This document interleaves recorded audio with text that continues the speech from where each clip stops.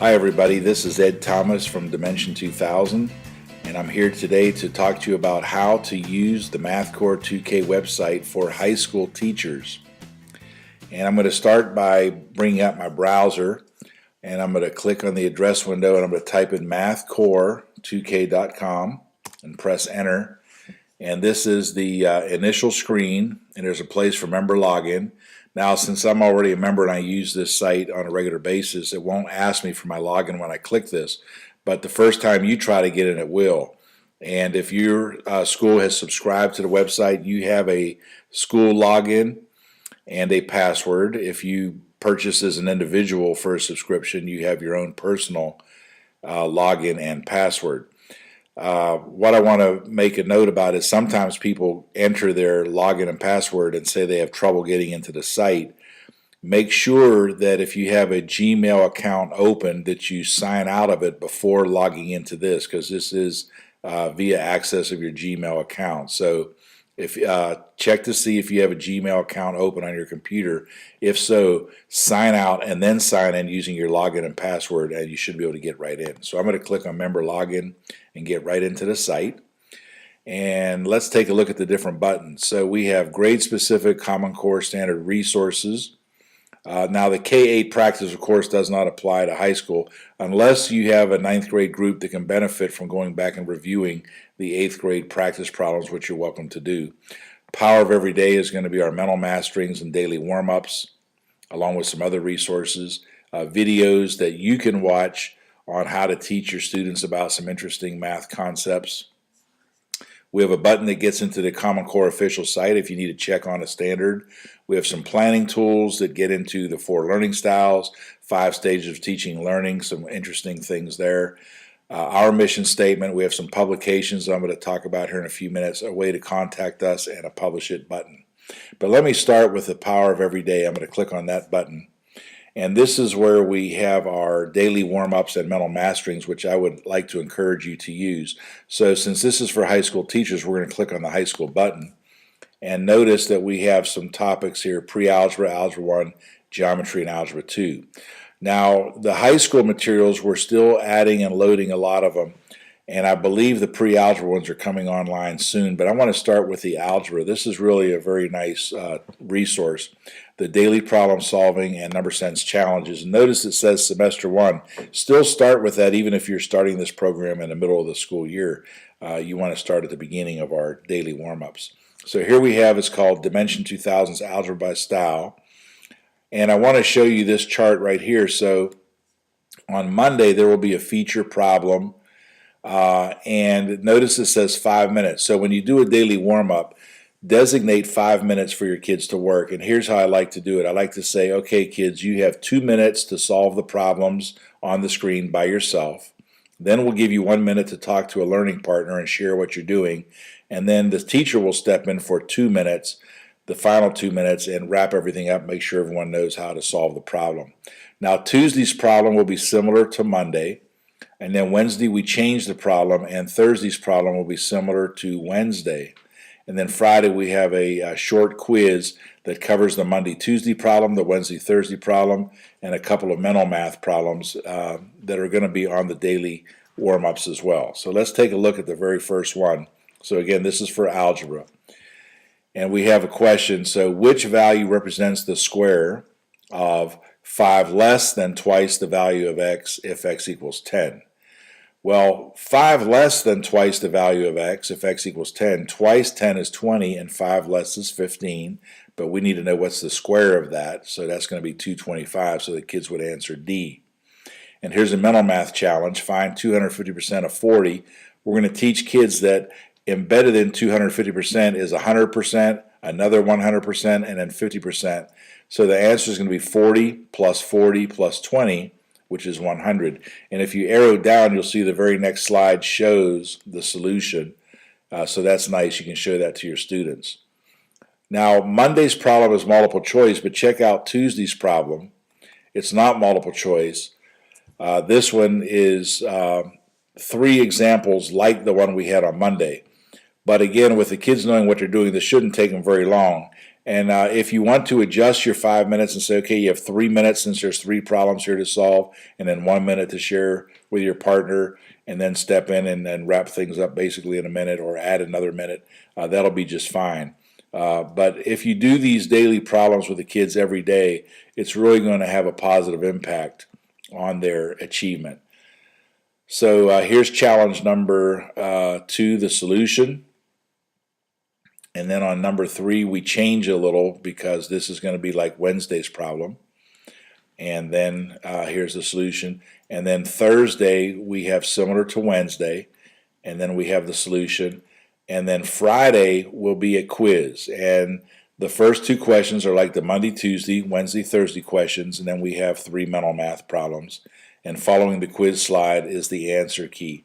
And I wouldn't take papers home to grade them in this situation. I would just let kids swap papers and simply give kids a chance to be able to say, hey, look, I got all 5 correct. If not, help them find out what they did wrong. And each week, congratulate students who get all 5 correct. But do this every day, and it's going to really have a payoff in terms of achievement. And don't worry if the warm-up doesn't match up with your lesson. It's not designed to. These warm-ups, it's good that they're a little different from what you're doing in class. That means at the end of the day, kids will be learning 2 different kinds of things instead of just one as they leave your class. Now I'm going to hit the back arrow button, and I want to show you in the list down here, we also have, let's see, mental math strings right here. Now I'm going to click on mental math strings, and this is a great way to end your math time with the kids. So what this is these are commands you're going to read to your kids, and you can print this and keep this at your desk. Now the kids have to listen to this. They're not going to be seeing any of this. But let's take a look at the first one. So we ask kids to start with a number of variables in the expression 7x squared y. And of course that number's 2. Then we say multiply by the exponent on the variable in 4a to the 4th. Well, 4 times 2 is 8. Now take the cube root of your answer, 2. Now take 250% of your answer, which is 2, 2, and 1, which makes 5, and now square your answer, 25. So what I would do is I would preview some of this information before you do the mental math string. And you know, it could be a little different, like instead of the expression 7x squared y, you could say, okay, what if I had 7xyz or xy squared z? How many variables? So make it a little different from what the actual problem is. After you're done doing the mental mastering, ask for a student who got it right to come to the front of the class, and you can call out each line one at a time and have the students call out their answers one line at a time. And that way kids who did not get the mental mastering correct could learn about from their other students what they did wrong. And there's enough here to do one a day, basically. There's 100 in the set, 100 mental masterings. That'll take you far into the school year. If you run out of mental masterings, you can always start them over again. I promise you the students won't remember what those were. But this is very good. It's vocabulary, it's mental math, and it's a nice challenge for the students. Now I'm going to click the back arrow button.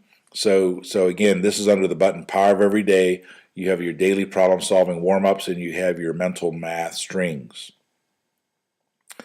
Now, I'm going to hit the back arrow, and we looked at that for algebra. I want you to see for geometry, if you click on daily problem-solving challenges, see now there are, of course, going to be geometry problems. There's problem number 1,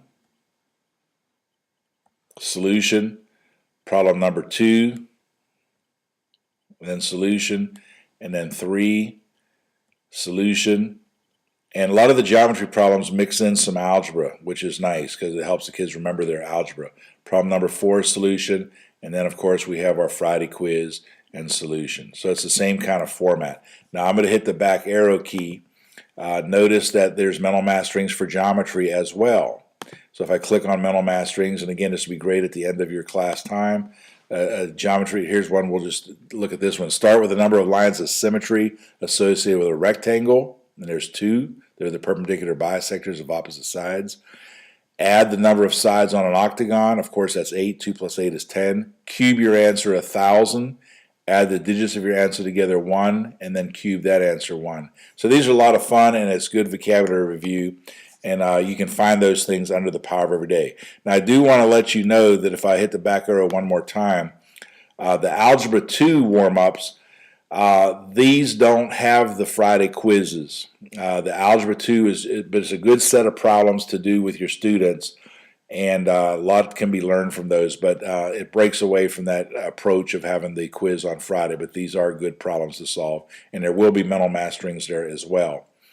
The pre-algebra, as I said, I believe that those files are on the way. They're coming, and so you can look forward to that. All right, let's go to another button. Let's go to grade-specific CCS resources.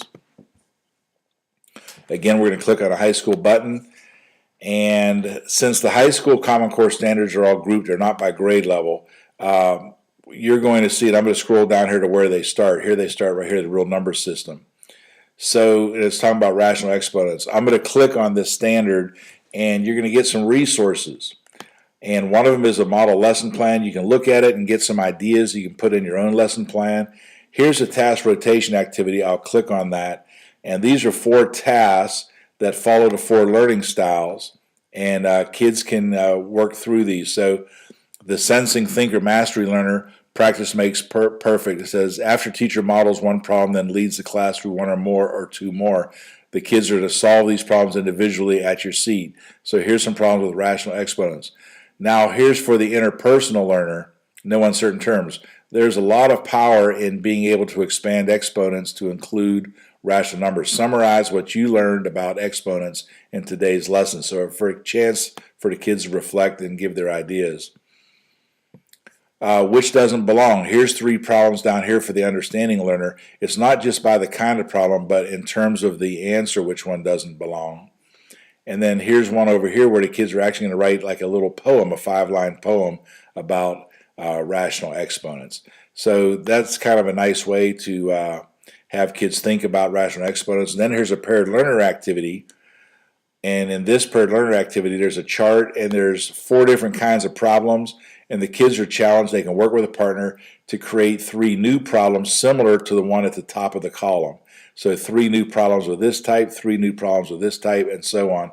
And they're to solve their problems and swap with a partner. Now they could do these problems individually and swap with their partner and solve each other's. Or as a pair, they can create 3 and hook up with another pair of students and solve each other's problems that way. So really nice resources here in association with the Common Core standards. Now, I'd also like to show you this button here. This is our video list. And in our video list, this is where we compile videos of a lot of our activities that we do in our professional development workshops. For example, just recently I did the Pick 5 activity, which is a probability activity for P of A and B equal P of A times P of B. A really nice activity, and you can watch a video on that and do that with your kids. Do your kids have trouble with integers? Here's a video on how to teach your kids how to combine integers using basketball and integers, and it's really effective. And then how to get really good using war games, integer war games. So look through the video list, and I think you'll see a lot of videos that are applicable to help reinforce prerequisite skills or help your kids with the math they're studying at hand. So Power of Every Day, the daily warm-ups, and the mental masterings.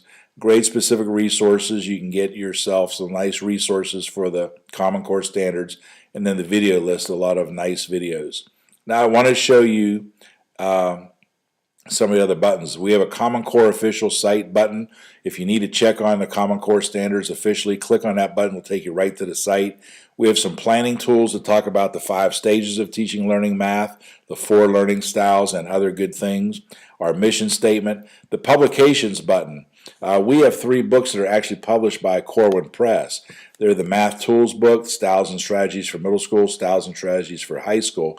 You can go to corwin.com and type in my name, Edward Thomas, and see these books and actually buy them for about $40 a piece.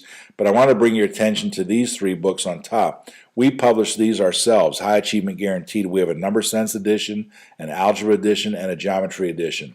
And just the other day I had a high school teacher ask me about a really nice activity called Quadrilateral Paper Cutting Activity. He had seen it in a workshop of mine about a year ago. And I was able to refer them to this book right here online. There's a whole PDF of the book. And when that PDF loads, you'll be able to see the title page. There it is, High Achievement Guaranteed for Geometry. And if you look down here at the table of contents, right here is the quadrilateral paper cutting activity, page 39. That teacher went to page 39 on this document and got the information he needed to do the quadrilateral paper cutting activity with his students, and said that his geometry students really, really, really enjoyed it. So I'm going to go back here to the site. One more button I want to emphasize, the Publish It button. I know that as a high school teacher, you have your own favorite teaching strategy or activity that you do for a particular concept.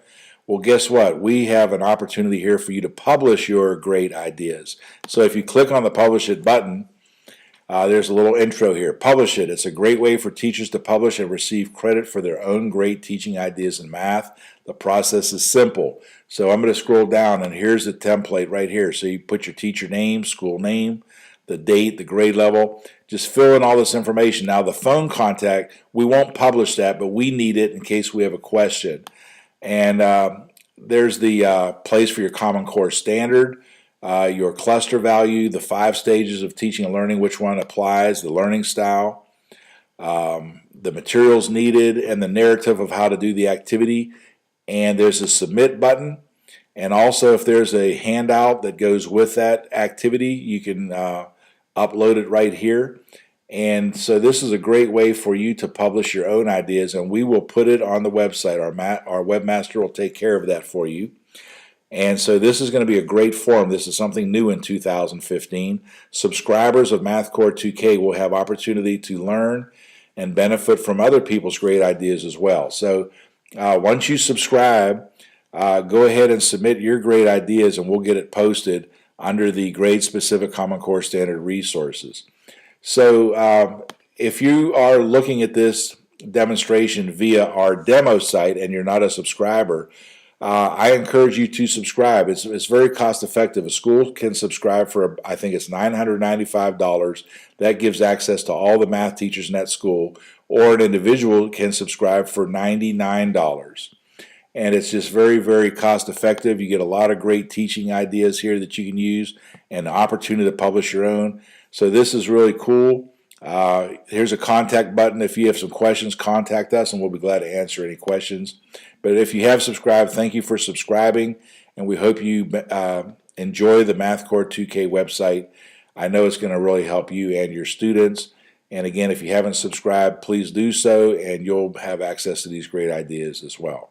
So thank you very much. Again, this is Ed Thomas, Dimension 2000, and good luck with all your teaching experiences this year.